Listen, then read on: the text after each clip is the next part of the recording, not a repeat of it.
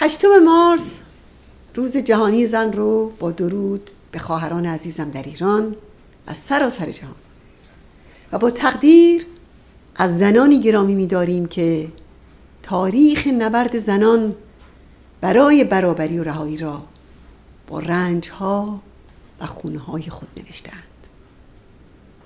به زنان مجاهد و مبارز درود می‌فرستم که با عبور از شکنجهگاه‌ها و میدان‌های اعدام و با حضور فعالانه در صحنه‌های قیام و حرکت‌های اعتراضی ارتجاع مذهبی رو به زانو درآوردند.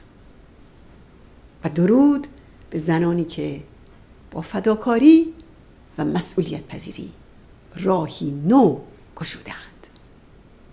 تاریخ از پیشتازی چنین زنانی به خود می‌بالد و آینده از وجود آنان تابان و شکوفا می شود.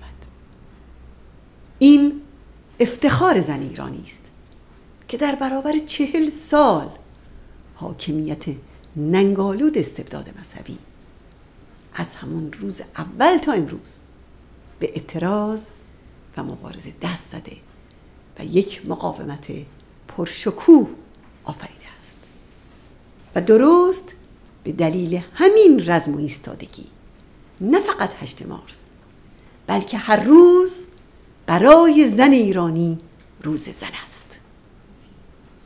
روز 8 مارس نه فقط روز خشم و اعتراض علیه نابرابری و تبعیض جنسیتی بلکه روز تقدیر از زنان به پا خاسته علیه ستم است که در مبارزه برای کسب آزادی و برابری غیر ممکنها را ممکن کردند.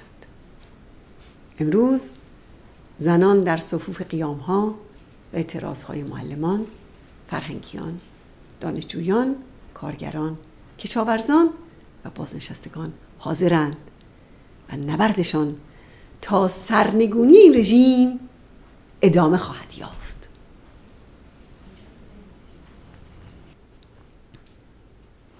بله، این زنان هستند که در لحظات ترس و سکوت رو در روی مزدوران رژیم فریاد مرگ بر خامنه‌ای سر می‌دهند.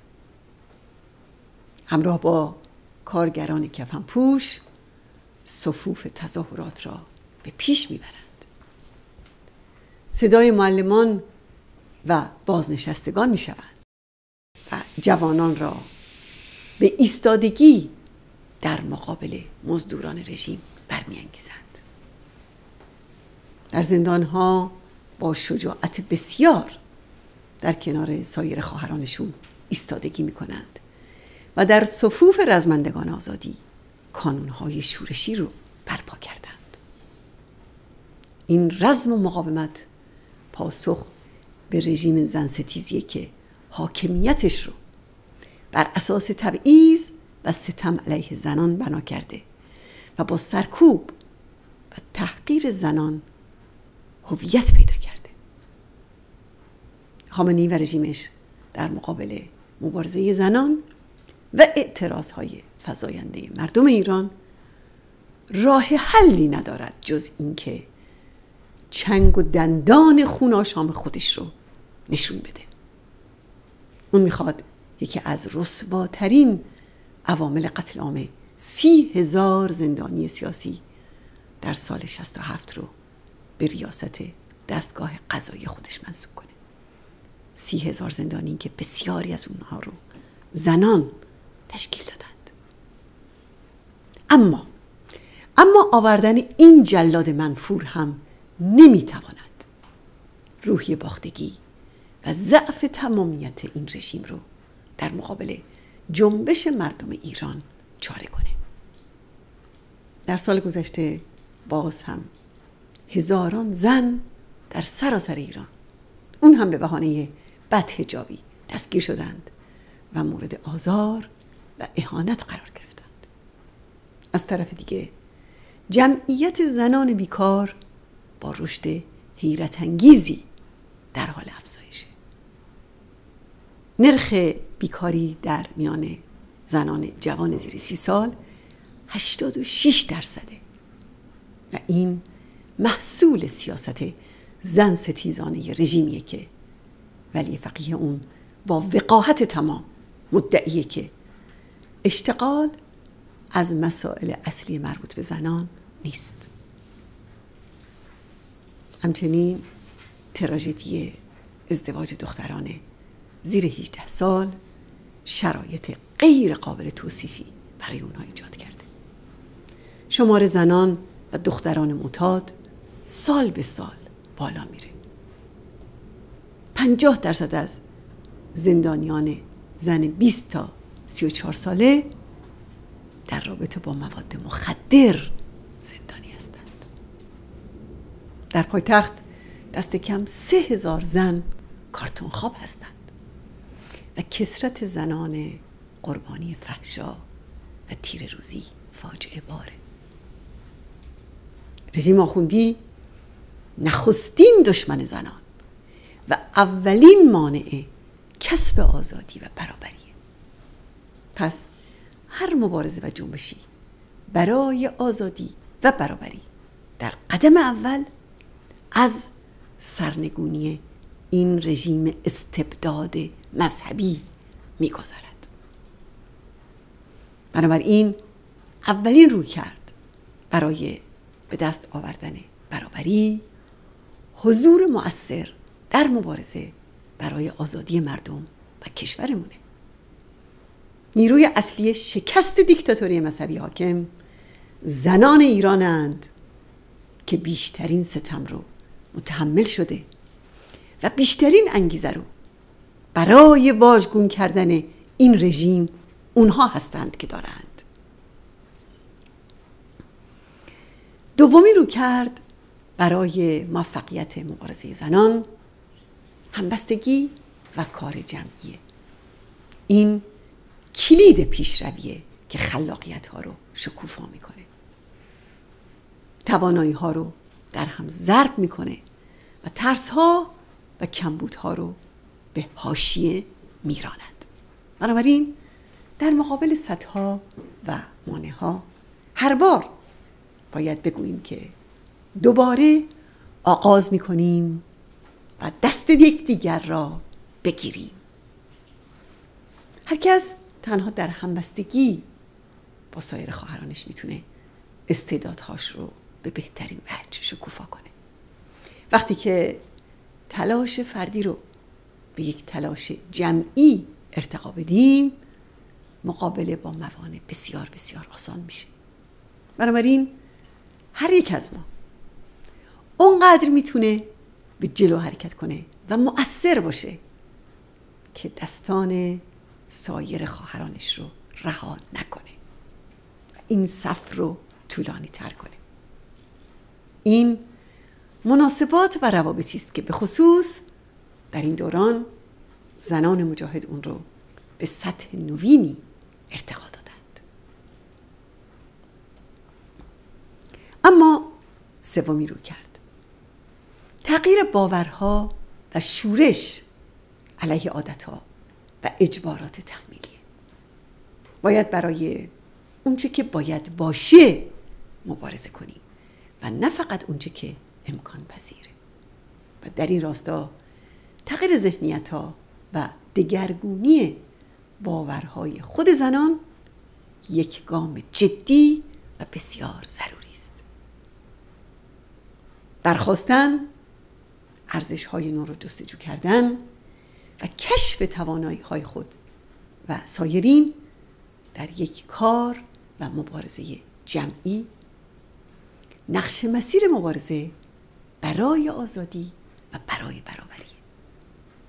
در مبارزه با تبعیض جنسی و در اثبات مسئولیت پذیری و شایستگی زن ایرانی، زنان مجاهد با عبور از سختی‌های بسیار راهی بس طولانی رو با موفقیت طی کردند. کما اینکه همه زنان حاضر در این صحنه بزرگ مقاومت ایران، اونها آموختند و اثبات کردند که جمع زنان در پیوند با هم توانایی فوق‌العاده‌ای داره. زنان در مقاومت ایران در این مسیر راهی نو گشودند.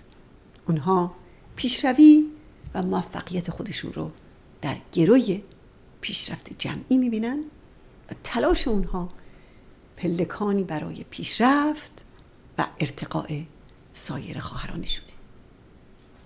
اونها ارزش‌هایی مثل گذشتن از خود، اون هم به خاطر نجات مردم اسیرشون، و همچنین مقدم شمردن پیشرفت جمعی خواهرانشون بر پیشرفت‌های فردی رو پرچمداری میکنن و این ارزش رو بسیار بسیار محترم میشمارند.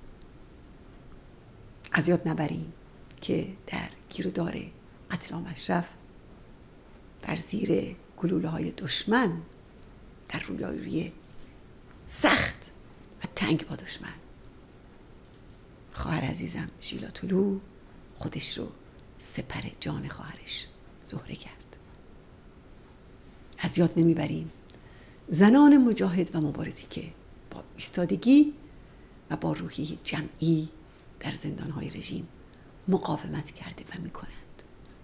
و از یاد نمیبریم که زنان مجاهد در مقابل هجوم مزدوران سراپا مسلح دشمن دستانشون رو در هم گره میکردند و مانع دستگیری یا آسیب دیدن سایر برادران و خواهرانشون میشدند. اونها در جریان یک مبارزه سترگ نشون دادند که راه رهایی و آزادی مرد ایرانی نیز از برابری و پیشتازی زنان می‌گذرد. بله، زنان برای این به دنیا نیامده‌اند که به زور و ستم و بهره کشی تن بدهند، بلکه می‌توانند و باید جهان را در جهت آرمان برابری تغییر دهند.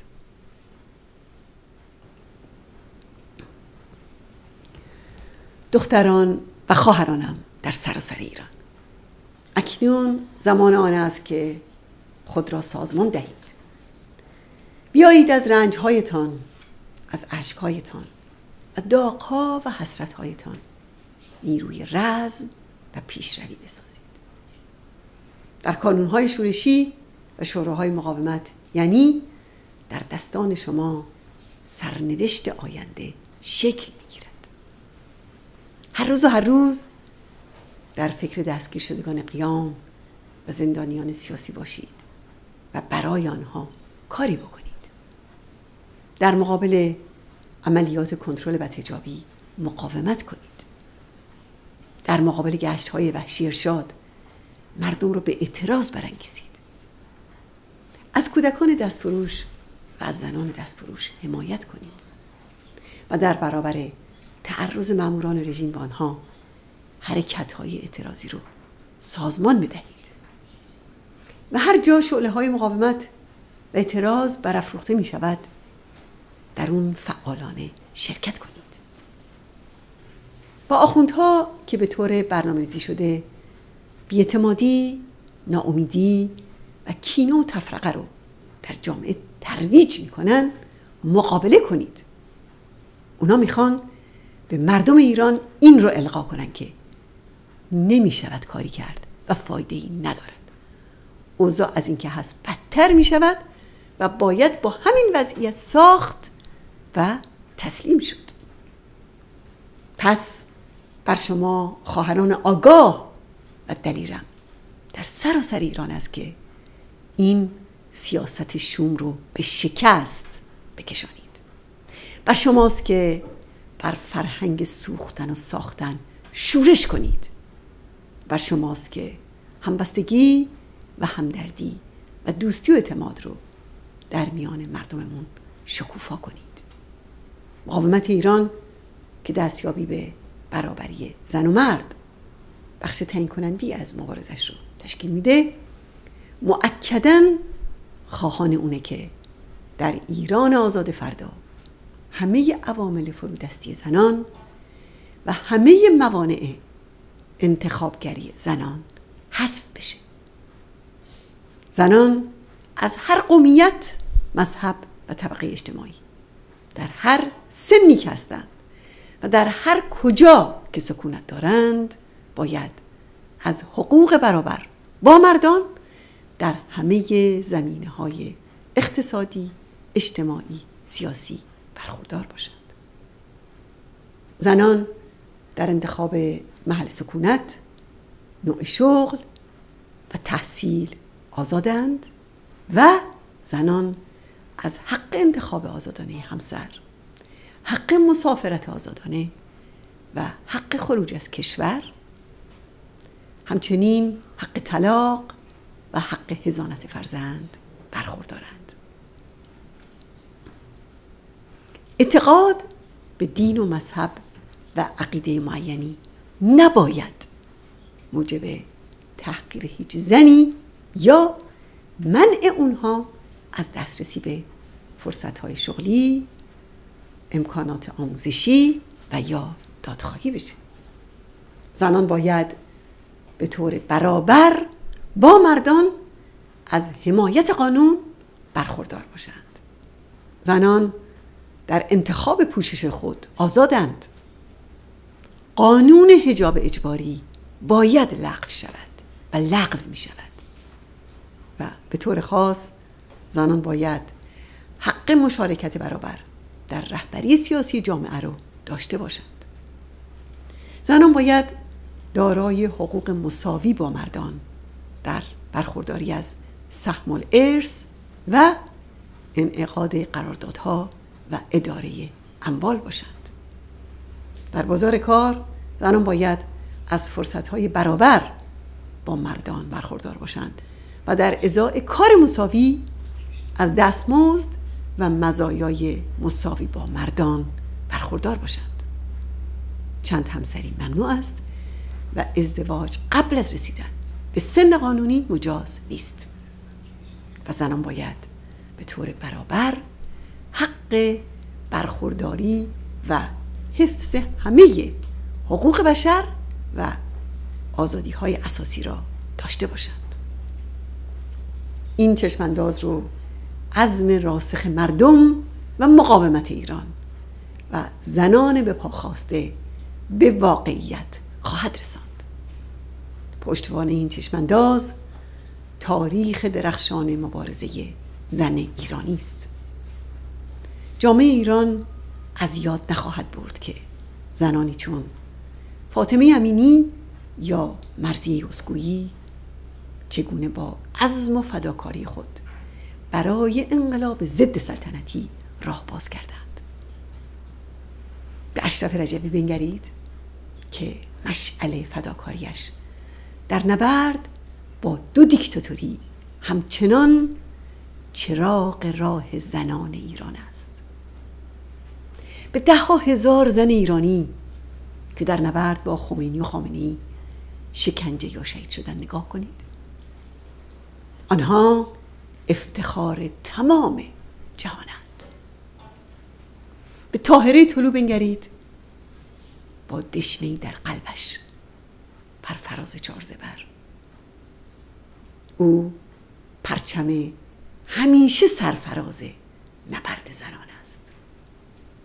و نگاه کنید به ندا آقا سلطان، دختر قیام‌های ایران، و شیرین علم‌هولی، شکوفه مقاومت مردم کردستان ایران، و صبا که گفت تا آخر ایستاده ایم، و زهره و گیتی که پایداری اونها اون هم با دستهای خالی اشرف رو به اوج رسوند. این تاریخ پرتلالو، این تاریخ پر از فدا و دلاوری امروز چه سخنی دارد؟ حرفش این است که با دستهای کوچک دختران دانش آموز، با اراده های زنان تحت ستم و سرکوب ایران و با عزمهای زنان به پا خواسته و پیشتاز، صفحه این دوران تاریک در حال ورق خوردن است و بیشک آینده‌ای تابناک و شکوفا در انتظار زنان و تمام مردم ایران است. پیروز باشید.